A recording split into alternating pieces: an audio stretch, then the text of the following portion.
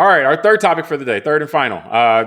Tunde, there is hand wringing all over. We've seen a lot this month on this. Not enough babies in the world. Most rich or industrialized countries now have birth rates that are below replacement level, which is 2.1 or 2.2 kids per woman. And so, all right, so many countries have fallen below that, some well below that. And then there are the countries that still have higher birth rates are oftentimes the poorer countries. But generally speaking, the trend is still going down across the board. So everybody's saying, oh, what are we going to do? Like, how are the younger generations going to support the older generations, in 30 years or 40 years or whatever? So what's your take, man? Do you think that we got a baby problem or a lack of baby problem in the world? Or is this all just kind of people not having something to worry about, so they figure out something new to worry about?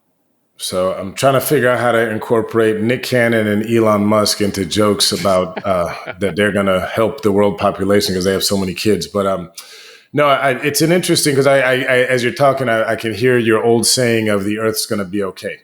Yeah. And I think that might be part of this, right? At the end of the day, I know that part of the reason why more advanced economies have less babies is because, that seems to be the way that the world has trended, that as people leave kind of the hunter-gatherer stuff and the agrarian lifestyle. I was going to say the agrarian, the farmer lifestyle more than anything, it seems like leads to that. That they have less babies. And there's a few stats I'll cite in our discussion, but I just think that it just strikes me as inevitable that the population at some point will kind of reverse and decline because of the stress that our large population has been putting on the planet. And again, not to turn this into an environmental discussion, but at the end of the day, we're sucking on fresh water, we're killing animals to eat them, and destroying natural habitats of those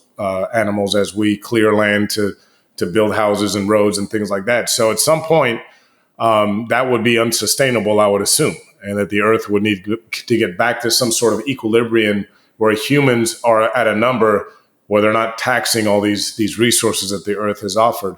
That's why to me this is not a surprise that the global population can diminish. Can that have negative effects from what we're reading about things like economic conditions, migration patterns, and all that? Yeah, I mean, we should be prepared for all that, but I'm not surprised that that's the case. I thought a couple of things I thought of. Like, one was The Matrix, and two was the Sapiens book we did not too long ago. So for The Matrix, I remember that Smith, I think his name was explaining at one point how, I think he was explaining to Morpheus, how humans are the only organism, or one of the few organisms in the world that don't find and then establish an equilibrium with their environment, that humans have continued to consume and consume and consume. And, the other organism like that would be a virus, so to speak. So, and that, goes into the sci-fi and all that. But it's interesting to me that conceivably this would be like, because there's been no directive, like, so to speak, that's like, okay, everybody in industrialized countries have less babies. It's just kind of naturally happening. And, so maybe this is something about humans establishing some kind of equilibrium. The second thing with Sapiens, it talked about how changes in the way humans lived affected how many they had babies, how many babies they had, when they had them, and so forth like that. So talking about hunter-gatherers, the transition, the agricultural revolution, from the transition to hunter-gathering societies to agricultural societies, one of the big changes was how many kids and how frequently you had kids. Hunter-gatherers didn't have as many kids as societies that had agriculture.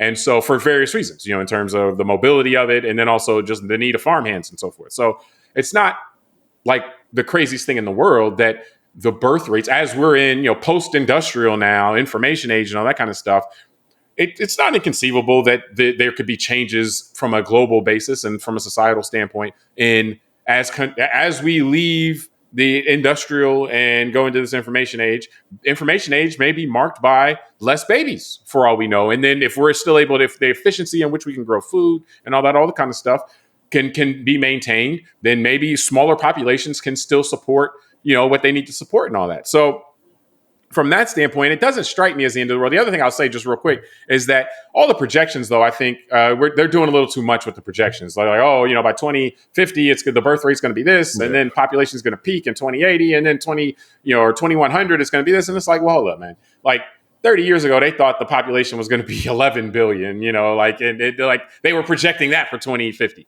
And so we could chill on the projections a little bit. It's like, okay, here's what's possible, but I don't think we should look at whatever they're projecting and saying that that's set in stone or anything like that. There's a trend. We can see a trend line. Okay. And if this trend line holds, then things will change, but we'll be okay. There are reasons why this won't be this could be beneficial, and we'll have to adjust. One of the things that'll probably be the most difficult is just as if there's a rebalancing in that way, resources may have to be distributed differently, because there are going to be vast differences. As we're seeing in information age on how productive people are. Everybody's just not going to be out there growing their own food and eating it. Like there are some people that are productive enough for 1,000 people and other people that are kind of productive enough for one person. And so how do we make it so everybody can live? Or do we want a society where everybody can live? According to some recent Supreme Court precedent, as far as with the homeless people, we don't want a society where everybody can live. So, but whatever kind of society we want to make, we'll have to make those decisions, but we'll be okay. I mean, honestly, to me, I think this will be less of a problem than a population that hits 12 billion personally. Yeah, no, that's what I was. I agree with that. Like, I'd be more scared of us hitting like some crazy number like 20 billion humans than going back, let's say, to 5 billion. Even that's a lot. I mean, I think in the year 1900, the world population was estimated around 1.5 to 1.8 billion, and so now we're at 8, just over 100 years later. So yeah, I mean, think about like the shows we've done about the amount of I think it's 800. Million tons a year of plastic being put into the earth. All these things that it's just the more humans we have, the more, this stuff is going to, the more we're going to pollute the earth and make it less sustainable for us long term. So, but a couple of stats to read real quick that I find interesting. One is from 1950 to 2021, the global fertility rate halved from 4.84 babies per woman to 2.23 around the globe. And the estimate is that by 2050, it'll be down to 1.83, and by 2100, 1.59. So, I mean, look, just the stats we have in a 71-year period, to cut in half that rate seems pretty dramatic. And if we'll go from in 150 years, if the projection ends up being correct, from almost 5 babies per woman globally down to 1.5. So that is a market change. Now, my concern is based on even just the topic 2 we just did, that emotionally and culturally as a society, kind of global society, is going to get uglier if this continues to happen. Because number one is, some of the articles I read discuss this rate of decline is not going to be the same everywhere. This isn't going to be like the Hubble constant, right? It's going to be like the Webb telescope showed us, the universe expanding in different speeds in different areas. And I think this fertility thing is going to be the same. It's happening in different ways in different places. So, for example, most of the developed world is assumed to continue to decline the global birth rates. That would be United States, Western and Eastern Europe, developed Asia, places like that. Yeah, like even the largest countries, they're looking at China and India as, like the populations are going to start going down. Declining. But where it's going to grow, it's saying now 29% of all babies in the world are born in the continent of Africa right now. And the assumption is by the year 2100, that number will be 54%. So half of babies. And again, that's still a projection based on current numbers. We don't know. Yeah. But I'll let's just say this trend continues. But that's where I'm going is this world will have to deal with the reality that most humans are going to be born in Africa. And when we're talking about things like migration patterns that help economies, right?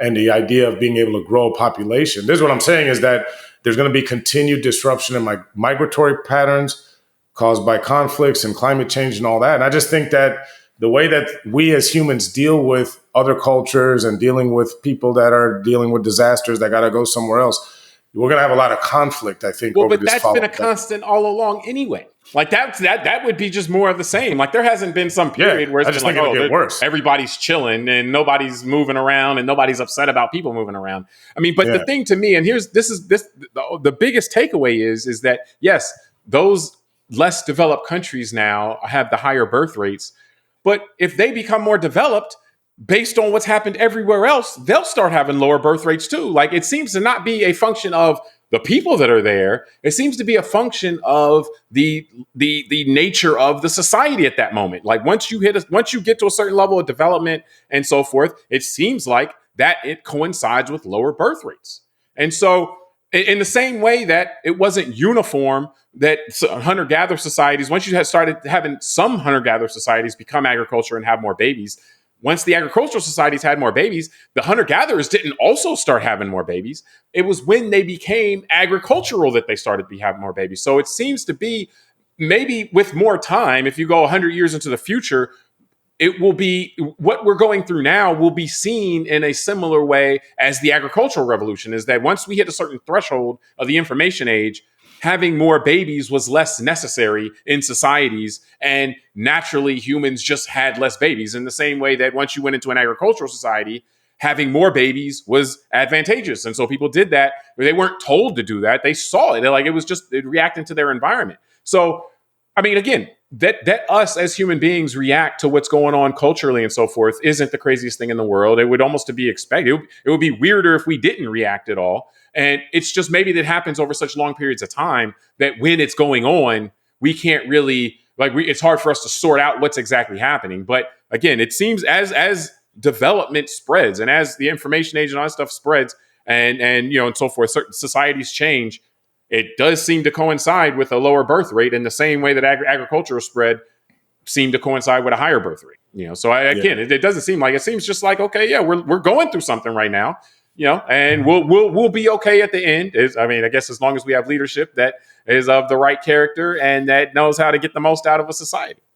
Well, that's my concern, is that history has shown that in times of change, that many nations will have leaders bubble up to the surface who want to use those changes as a way to continue to divide people and make them more fearful. And that's my point of saying, and that's my point of saying when with the ability for humans to move so freely around the world. I mean, we saw this last decade with the Europeans as relates to those who were looking to escape the conflicts in the Middle East, especially when ISIS started really rearing its ugly head.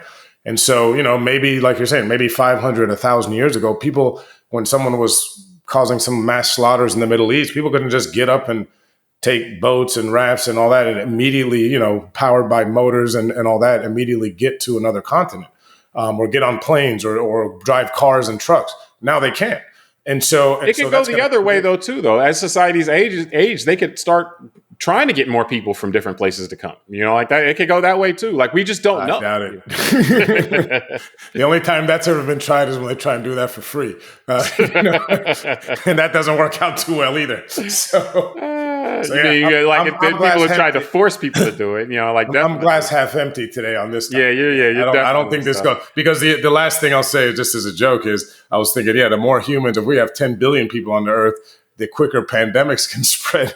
We need to get back to a smaller population where we got some, mountain ranges and oceans that can, because we don't seem to work that well through global pandemics. No, for sure. So, but no, we can wrap it up from there. But yeah, again, I think that I appreciate the experts noting this for us. But I think we can't get ahead of ourselves. Like this just is something that's happening, and I'd be more concerned if this was happening by decree. If this was happening because somebody was forcing. Can I tell my wife that I can do the world a service by going to have a bunch of babies with younger chicks? Hey, man, you do your thing, man.